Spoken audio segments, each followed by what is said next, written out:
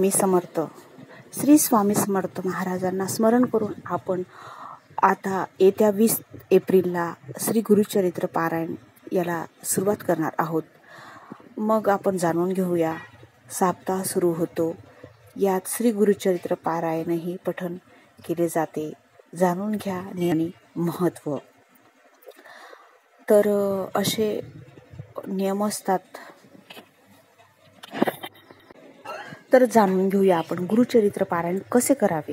गुरुचरित्र वाचन सुरू करण्यापूर्वी आदल्या दिवशी म्हणजे पहिल्या दिवशी समक्ष 4 कुत्रे, 4 कुत्र्यांना व 1 गाय यांना नैवेद्य अर्पण करावा. पोळ्या 1 पोळ्या सगळ्यांना द्याव्या.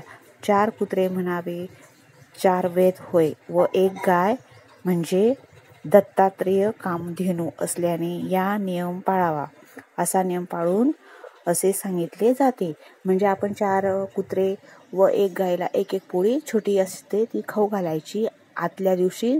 म्हणजे सपोज आता आपलं गुरुचरित्र पारायण आपलं 20 तारखेला सुरू होणार आहे, तर मग आपण ती 1 पोळी 4 कुत्र्यांना व 1 गायीला 19 तारखेला खाऊ घालायची असते. म्हणजे पारायणात बसण्यापूर्वी गावातील दत्त मंदिर अथवा जवळच्या श्री स्वामी समर्थ केंद्रात जाऊन विडा व सुपारी नारळ ठेवून सदर पारायणास उपस्थिती राहण्यासाठी देवास प्रार्थना करावी. म्हणजेच आपण जे संकल्प करतो तेच थोडक्यात. घरातील वडील मंडळीस नमस्कार करून पारायणासाठी आसनस्थ व्हावे. म्हणजे पारायणासाठी बसावे.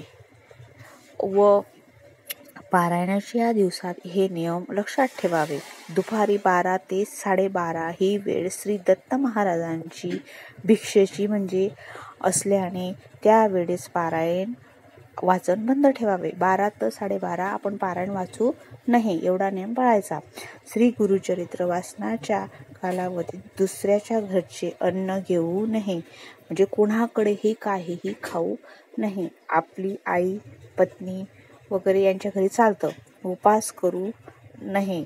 दोन्ही वेळेस सकाळ संध्याकाळ 1 धान्य फराळ करावा. एकच प्रकारचे धान्य आपण खावे. काही समस्या असल्यास स्वखर्चाने बाहेर खाण्यास हरकत नाही, परंतु आपल्याला पचायला जड जाईल असे खाऊ नये. पदार्थ कांदा लसूण याचा आहारात वापर करू नये. एकच कडधान्य म्हणजे गहू खाल्ले पहिल्या दिवशी तर गहूच खायचे. ग्रंथाचा नैवेद्य गायीला खाऊ घालावा किंवा स्वतः खावा.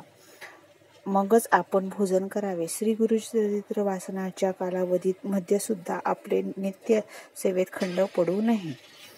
शक्यतोवर जमिनीवर झोपावे. पलंगावर झोपू नये.